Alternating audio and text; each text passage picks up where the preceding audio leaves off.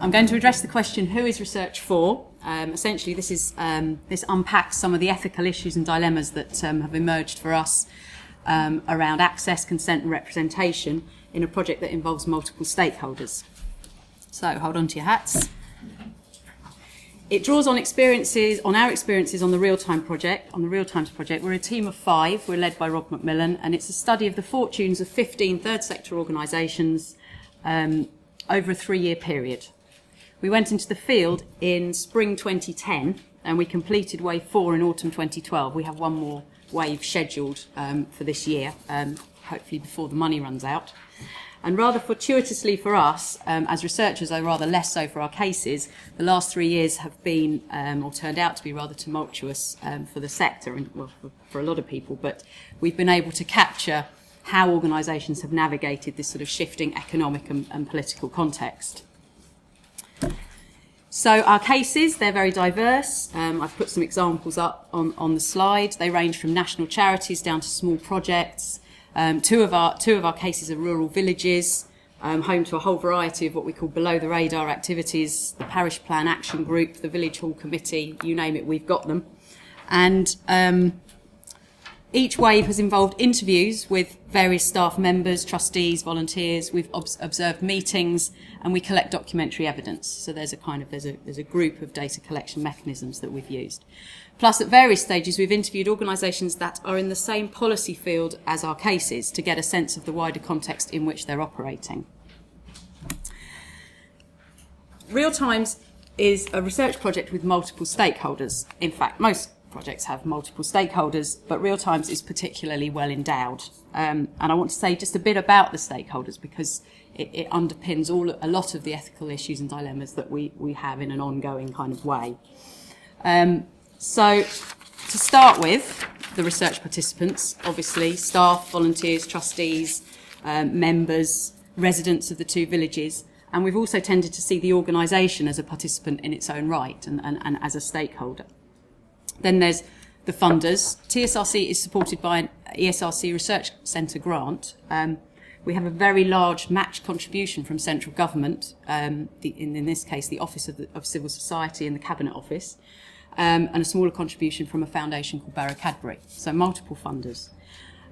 Also multiple policy interests. You can take policy, and I'm going to take policy here, on a horizontal dimension and on a vertical one. And in terms of the horizontal dimension, we have, this is the third sector policymakers, those in national infrastructure organisations like NCVO, academics, government policymakers who have a third sector remit. The important point about this group is that the TSRC's research agenda was effectively the product of a large ESRC consultation with the third sector, particularly its horizontal policymakers. And this does mean that this group, as a group, they see TSRC as their property in a way, as theirs. And in the words of one of the CEOs of one of these infrastructure organisations, TSRC's role is to provide him with ammunition. So that's one dimension. On the other dimension, we have the vertical axis. These are policy subsectors like housing, advice, or the environment, policymakers ranging from those in central government down through local authorities to public, private and third sector organisations delivering in those areas. So Real-Times cases are part of the third sector, but they're also nested in these different policy fields. And then the last group, the academics. There's us, the team. I won't go into all of the agendas and the baggage that we come with, other than to say that what was very important for us as a team when we started the project was that we all shared a critical perspective on existing third sector research, primarily because it avoids, or we see it as avoiding, issues of conflict and power, and in fact any negative aspects of the sector at all. So in a sense we came together because we wanted to tell a different set of stories about the sector. Then we have our TSRC colleagues. Again, there's interest there in the sense that Real-Times cases were chosen to tap into and provide data for wider TSRC research streams. Service delivery, social enterprise, below the radar, etc. Colleagues in TSRC suggested cases, they fed into the design, and they're now breathing down our necks asking when they can have a look at our data. So Outside TSRC, of course, there's also the wider group of third sector researchers, and beyond that, associated disciplines, all of which we draw on and connect to. So we have a diverse group of stakeholders, and that means at times a contradictory range of expectations about the research, and some quite interesting ethical dilemmas that arise in relation to those tensions. And I'm going to give two particular examples. One of those is around consent and access. So recruiting our cases was challenging, unsurprising given that we were asking them to agree to a significant engagement with us over 3 years. The process was in some cases long and time consuming, and that's partly because third sector organisations have a governance structure which involves a board of trustees who may only meet quarterly, so the whole process is very slow. The process was also difficult because in some cases we had to negotiate organisational structures that were shifting or unstable, or where it wasn't clear who was in charge or who had the authority to give consent. In one case, it took 174 days. The case study lost a CEO at the beginning of the recruitment process. They operated with an interim CEO during the recruitment process, and they finally got a new CEO who eventually agreed to their participation. So you can see the complexity of those kind of relationships that we were trying to build. So the third aspect of that challenge was that in several cases we had to work quite hard to get organisational consent. Even though senior staff may be interested, they required us to present to various groups of staff and trustees, and effectively we were selling not just real times but research and the meaning of research to these organisations. There were a lot of questions about, well, what's in it for us? Why would we want to do this? And some of the tensions that I was talking about in terms of stakeholders start to emerge here, particularly around the interests of the participant organisations, or ones that we hoped would be participants, and us as researchers. And I want to just unpack that a bit. As researchers, we wanted to get, as I've said, to the sort of the non-sanitised story of these organisations. And this meant essentially safeguarding researcher independence and autonomy. Now that sounds a bit overdramatic, but in the context of the third sector, research is often done by consultants, or it's done as part of evaluations, and researchers actually don't have an awful lot of autonomy in those contexts. So for us doing real times, we were actually talking about a different kind of research with these cases than they were used to. But at the same time, whilst these organisations are not vulnerable in the sense that we understand vulnerable groups that we might be researching, it is feasible that if we publish something that suggested, for example, poor management in a case, and the case was identifiable in any way, then that case could be penalised by funders. It has reputational risks that it has to manage and that we have to take into account. So for us as a team, we started out with very clear understanding that maintaining anonymity of the cases as far as possible was fundamental.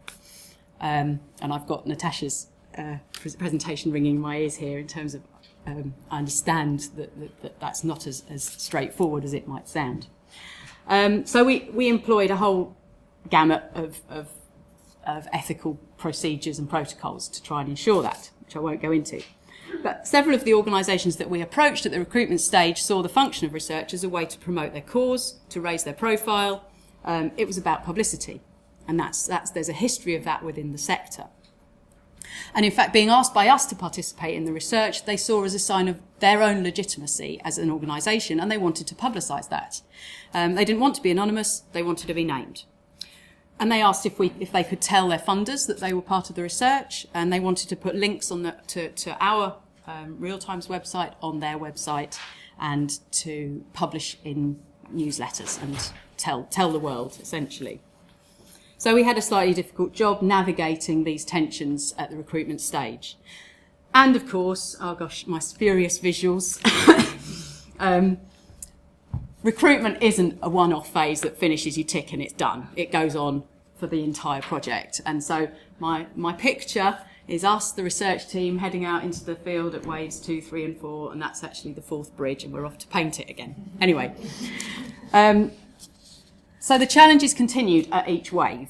We discovered that some of those we'd found relatively easy to recruit actually didn't give us any access. It turns out that consent doesn't mean access. We discovered that where CEOs had taken unilateral decisions to participate in the research, no one else in the organisation knew who we were or wanted to speak to us, or that we had some quite significant bridges to build with others in the organisation who felt they should have been consulted. We discovered that organisational structures had shifted and that we had to renegotiate with new staff. We found that despite our discussions about anonymity, cases had put links to real times on their website. So that's just a very quick overview of the challenges around recruitment. But what about the bit that we're doing now, writing and representation of our cases? So I want to look at how we write about and represent our cases. And unlike the recruitment, we've only just started that process properly, and we're really just engaging with the issues and dilemmas that come up. So apologies if this isn't very worked through and it's going to end up being a whole list of questions that I can't answer. But here we go. We have 3 potential outputs: working papers and journal articles with an academic audience, briefing papers and press releases with our amazing knowledge exchange team who write them for us, which is nice, and then the feedback to cases. And the feedback to cases is particularly difficult for us at the moment, trying to think how we do that. We've done it on an ad hoc basis all the way through, but how do we do it formally? Does our 5th wave of fieldwork become a feedback wave? But how and what are we feeding back? So what I'm going to do is essentially just rehearse the challenges to essentially anonymising these different outputs. First one, we're still in contact with the cases, and we've spent 3 years building relationships with them, and it's been quite tricky at times. So there's a very strong sense in the team that we have to tread carefully in what we write and how we present the data. Some of our cases are well known and in fact highly identifiable. Most have a web presence that could be revealed by a quick Google search. And another point is that several of the CEOs have quite recognisable verbal tics. So that even using very abstracted quotes, where we don't contextualise them in relation to the organisation, we still have quite a sort of a feeling of risk around what's recognisable in our cases. We want to tell stories about the organisations and how they change or don't change and write longitudinally, but of course that quickly reveals too much about the organisation. And at the same time, and absolutely fundamentally, we want to situate our cases within a current policy context, and quite a small, narrow policy context. Those vertical fields are narrow. And as soon as we do that, the cases become identifiable. And yet, the opposite, to anonymise them so that they're not identifiable, we end up in a situation where there's nothing left to analyse. I think Sheila put it, what are you left with? The coherence and the analytical meaning of the data just crumbles. So finally, some of our data is already out there, and that causes an extra headache, because we published some working papers very early on which had boxed descriptions of our cases, and we anonymised them. But did we anonymise them enough? And we've got to work now with what's out there. And how do we do that?